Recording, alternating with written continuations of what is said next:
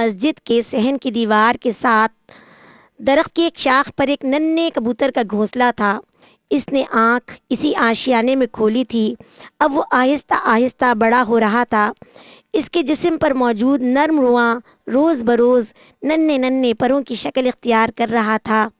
آہستہ آہستہ اس کی ماں اسے گھونسلے کی محفوظ فضا سے باہر لا کر زمانے کے گرم اور سرد موسموں سے آشنا کرانے لگی۔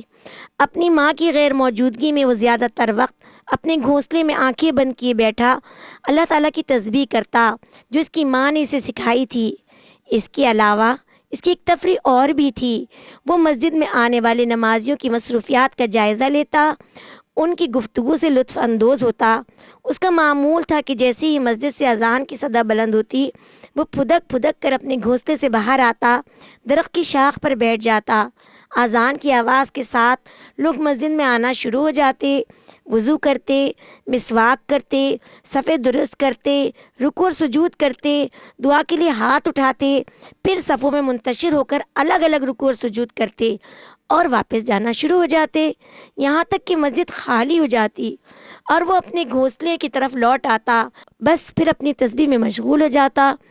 جب دن میں 3 بار یہ منظر گزر جاتا تو وہ سمجھ لیتا تھا کہ اب اس کی ماں کے لوٹ آنے کا وقت قریب آ گیا، اور وہ اپنی نظریں فضا میں جما دیتا اور بے چینی سے ماں کا انتظار کرتا، کیونکہ اب بھوک اس کے لیے ناقابل برداشت ہو جاتی۔ چوتھے وقت کی اذان کے ساتھ ساتھ اس کی ماں اس کے لیے طرح طرح کا دانہ دن کا لیے لوٹ آتی اور وہ خوب سیر ہو کر کھاتا۔ اس کی ماں نے اس مسجد کے بارے میں اسے بتایا تھا کہ یہ سارے آنے اور جانے والے لوگ نمازی ہیں، اور نماز انسانوں کی تسبیح کا طریقہ ہے۔ یہ اسی رب کی عبادت کرتے ہیں جس کی ہم تسبیح کرتے ہیں، اور وہی خالق کائنات ہے۔ بس جی، زندگی ایک ڈگر پر چلی جا رہی تھی۔ ایک دن ایک چھوٹے سے واقعے نے ننھے کبوتر کی زندگی میں ارتعاش پیدا کر دیا۔ ایک دن ماں کی غیر موجودگی میں وہ یوں ہی اپنے آشیانے سے نکل کر قریبی ایک درخت کی شاخ پر جا بیٹھا۔ واپس لوٹتے ہوئے نمازیوں کو دیکھنے لگا اور ان کی گفتگو سننے لگا۔ اچانک ایک چھوٹے سے بچے کی نظر اس ننھے کبوتر پر پڑی۔ بچے نے اپنے باپ کو متوجہ کر کے کہا، ابا جان، وہ دیکھیے حرم کا کبوتر، یہ یہاں کیسے پہنچ گیا؟ اس کے باپ نے جواب دیا، نہیں بیٹا، یہ حرم کا کبوتر نہیں ہے، یہ ایک عام سا جنگلی کبوتر ہے۔ جنگلی کبوتر؟ جنگلی کبوتر؟ جنگلی کبوتر، یہ جملے ننھے کبوتر کے دل میں تیر کی طرح پیوست ہو گئے۔ شام کو جب اس کی ماں طرح طرح کا دانہ دن کا لیے خوشی خوشی لوٹی تو دیکھا اس کا ننھا کسی گہری سوچ میں کھویا اداس بیٹھا ہے۔ پھر وہ حیران ہوئی، آج میرے بچے نے دانہ بھی نہیں کھایا۔ رات کو جب سونے کے لیے اپنی ماں کے پروں میں سمٹ آیا تو ماں نے اپنی چونچ سے بیٹے کے پر سہلاتے ہوئے پوچھا، بیٹا تم اتنے اداس کیوں ہو؟ اس سوال پر آہستہ آہستہ اٹک اٹک کر اس نے آج کا تمام واقعہ اپنی ماں کے گوش گزار کرتے ہوئے سوال کیا، ماں کیا ہم جنگلی کبوتر ہیں؟ جنگلی کبوتر گندے ہوتے ہیں کیا؟ اس کی ماں نے اسے تسلی دی اور اس کی توجہ اس طرف سے ہٹانا چاہیے، لیکن ننھے کبوتر نے ماں سے پھر دوسرا سوال کر دیا، ماں یہ حرم کیا ہوتا ہے اور حرم کے کبوتر کیسے ہوتے ہیں؟ کچھ دیر رک کر اس کی ماں نے اسے حرم کے بارے میں بتانا شروع کیا کہ حرم شریف رب کائنات کا گھر ہے، اسی گھر کی طرف ہر مسجد کے نمازی رخ کر کے نماز پڑھتے ہیں۔ حرم کے اطراف میں رہنے والے کبوتر نسلوں سے وہاں آباد ہیں، وہ اللہ کے گھر کا طواف کرتے ہیں۔ اس کے ساتھ ساتھ اپنی مترنم آواز میں حاجی کا ترانہ پڑھتے ہیں، لبیک۔ یہ ترانہ بہت پر اثر اور دل کو چھو لینے والا۔ وہ بڑے مقدس اور پاکیزہ کبوتر ہوتے ہیں، ان کا آشیانہ حدود حرم میں ہی ہوتا ہے، جو دنیا کی سب سے مقدس جگہ ہے۔ بیٹا، اس آدمی نے بالکل سچ کہا تھا، ہم جنگلی کبوتر ہیں۔ ہمارے لیے حرم کا کبوتر بننا آسان نہیں، تم یہ خیال اپنے دل سے نکال دو اور سو جاؤ۔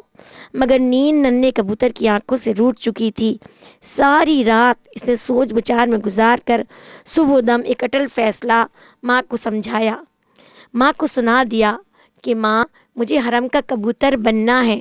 اس کی ماں نے لاکھ سمجھایا کہ بیٹا یہ سعادت ہر ایک کے نصیب میں نہیں ہے، حرم شریف تو یہاں سے بہت دور ہے، راستہ بہت دشوار، سفر بہت لمبا، تم ابھی چھوٹے ہو، تمہارے پروں میں ابھی اتنے لمبے سفر کی طاقت نہیں پیدا ہوئی۔ ماں نے ہر طرح سمجھایا، لیکن اس کی ایک ہی ضد تھی، ایک ہی تمنا تھی، ماں مجھے حرم کا کبوتر بننا ہے۔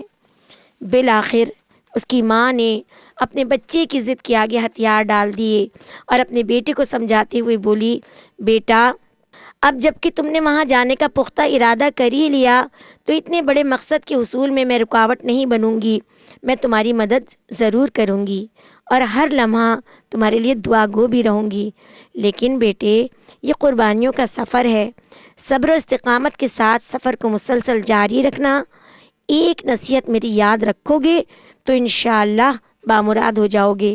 دوران سفر اپنی اڑان اس سمت پر رکھنا جس طرف رخ کر کے تمام نمازی سجدہ کرتے ہیں۔ جب کبھی راستہ بھولنے لگو تو کسی مسجد کی دیوار پر بیٹھ کر نماز کے وقت کا انتظار کرنا اور نمازیوں کے سجدوں کے رخ کو دیکھ کر اپنی منزل کی سمت اور اپنا سفر کو جاری رکھنا۔ بیٹا ہماری اس مسجد میں جب عازم حج آتے ہیں تو ان کی گفتگو سے حرم کے کچھ راستوں کی نشانیاں میں نے سنی ہیں۔ حرم شریف کے آنے سے پہلے ریگستانوں میں سفر کرنا پڑتا ہے، کھجور کے درختوں کے جھنڈ گزرتے ہیں اور اس کے بعد ایک ٹھنڈک اور تسکین والی فضا شروع ہوتی ہے جہاں بڑی مبارک مسجد ہے۔ جب ان مقامات کو پیچھے چھوڑ دو گے تو حرم سے قریب ہو جاؤ گے۔ حرم شریف وہ جگہ ہے جہاں رات کے اندھیرے دن کی طرح روشن ہوتے ہیں، نور جھلملاتا ہے، فضا مترنم ہوتی ہے۔ میرے بچے تم سفر میں پیش آنے والے مصائب پر صبر کرنا، ہمت نہ ہارنا، اللہ تمہاری مدد کرے، تمہیں منزل نصیب ہو، میری نسل بھی حرم کے کبوتروں میں شامل ہو جائے۔ ماں کی نصیحت اور دعائیں ننھے کبوتر نے اپنے دماغ میں بٹھائیں اور اگلے ہی دن عازم سفر ہوا۔ سفر کوئی ایک دن کا تھوڑی تھا، سفر کی سختی کا اندازہ تو شہر کی حدود سے نکلتے ہی تا حد نظر پھیلے ہوئے سمندر کو دیکھ کر ہو گیا۔ دم لینے کو کوئی درخت کی شاخ نظر نہیں آتی تھی، منزل کی سمت کے تعین کے لیے کوئی مسجد نہیں تھی، میلوں لمبا سمندر۔ یہ پہلی کڑی آزمائش تھی۔ ماں کی گرم گود، نرم گھونسلا، انسانوں کی مانوس آوازیں، اذان کی صدائیں اور یہاں سمندر کا شور اور تا حد نظر کوئی پناہ گاہ نہیں۔ کیا لوٹ جاؤں؟ نہیں، میری منزل تو حرم ہے، میں جنگلی کبوتر بن کر نہیں رہ سکتا۔ پھر اسے گھر کی یاد آ جاتی اور وہ گنگنانے لگتا، آتا ہے یاد مجھ کو گزرا ہوا زمانہ، وہ باغ کی بہاریں، وہ سب کا چہچہانا، آزادیاں کہاں اب وہ اپنے گھونسلے کی، اپنی خوشی سے آنا، اپنی خوشی سے جانا، لگتی ہے چوٹ دل پر، آتا ہے یاد جس دم، شبنم کے آنسوؤں پر کلیوں کا مسکرانا۔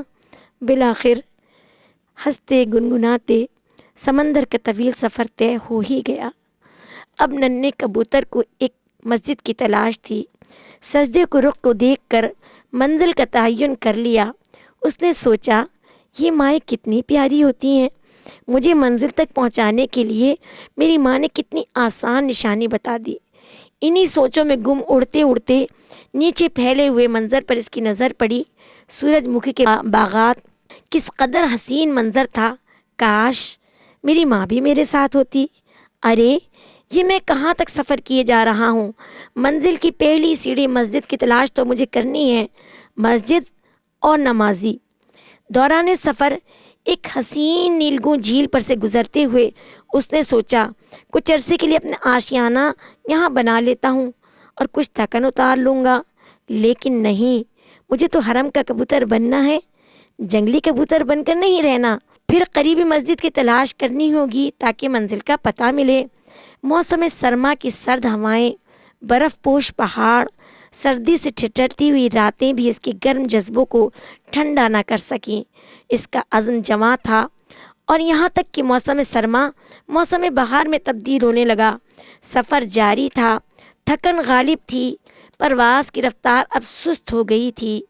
دور سے اسے ریگستان نظر آیا اور دھوپ سے اس کا وجود جھلسنے لگا، لیکن ننھے پروں میں طاقت کی نئی لہر دوڑ گئی۔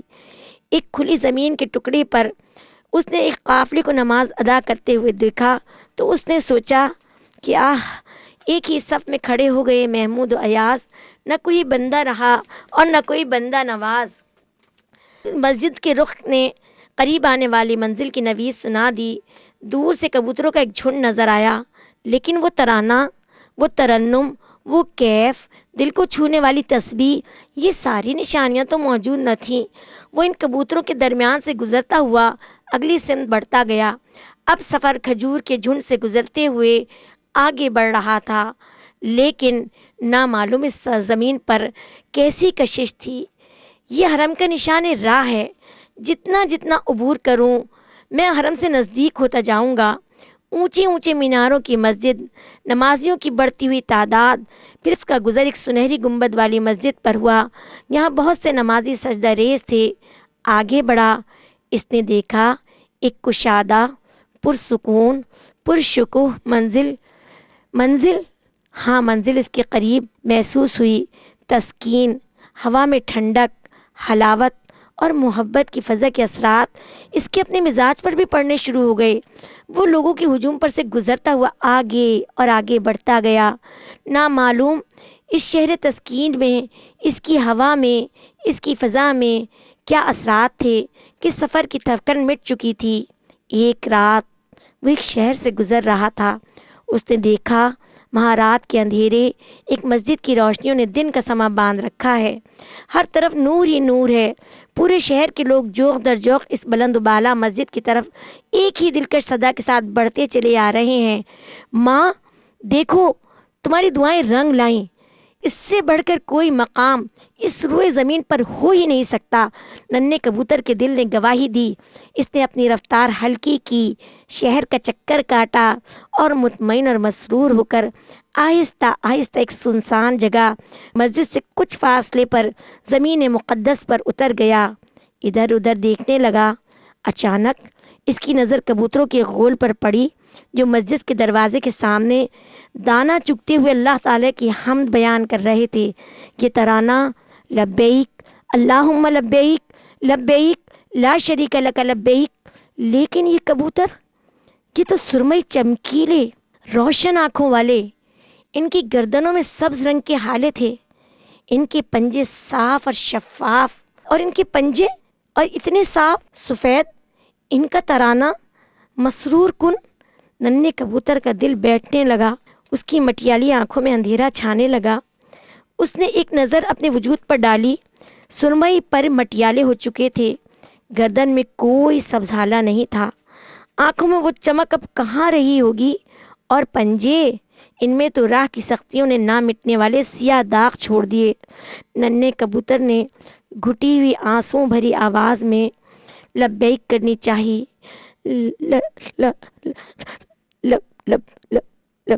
لیکن نہیں، وہ کامیاب نہیں ہوا۔ اس کی آنکھوں سے دو موٹے موٹے آنسو گرے۔ تھکن نے اس کی روح جسم سے کھینچنی شروع کر دی۔ اس نے اپنا سر اپنے پروں میں چھپا لیا اور گھٹ گھٹ کر ہچکیوں سے رونے لگا۔ ماں، تم نے سچ کہا تھا، ہم تو جنگلی کبوتر ہیں، اور تم بھی ماں جنگلی کبوتری ہی ہو۔ میں منزل پر پہنچ کر بھی ناکام ہو گیا۔ اب تو موت اور جدائی ہمارا مقدر ہے۔ اچانک اس کے کانوں میں ایک آواز آئی، امی، یہ حرم کا کبوتر اکیلا بیٹھا ہے بیچارہ، میں اسے دانہ ڈال دوں، یہ دعا کرے گا نا؟ دوسری آواز آئی، ہاں ہاں بیٹا، ڈال دو۔ پھر وہ آواز قریب آئی، ننھے کبوتر، حرم کے کبوتر، دانا کھا لو، دانا کھا لو، حرم کے کبوتر، حرم کے کبوتر، دانا کھا لو۔ کون حرم کا کبوتر؟ اکیلا تو میں ہوں۔ اس نے ڈرتے ڈرتے آنکھیں کھولی۔ ایک چھوٹی سی بچی رب کائنات کے پیغمبر بن کر اس کے آگے دانہ ڈال کر واپس جا رہی تھی۔ ننھے کبوتر کے مایوس اور تھکے ہوئے وجود میں नई रूह पड़ गई। हरम का कबूतर, मैं बन गया ना हरम का कबूतर। मेरी माँ, तुम्हारी दुआएं कबूल हो गईं। मैं जंगली कबूतर से हरम का कबूतर बन गया हूँ। उसने एक सजदे शुक्र इंसानों की तरह अदा किया। एक लंबी उड़ान उड़ी। लब्बैक अल्लाहुम्मा लब्बैक, लब्बैक ला शरीक लक लब्बैक, और इन कबूतरों के गोल में शामिल होकर बैतुल्लाह का तवाफ़ शुरू कर दिया। वो एक जंगली कबूतर था, लेकिन अब वो हरम का कबूतर है।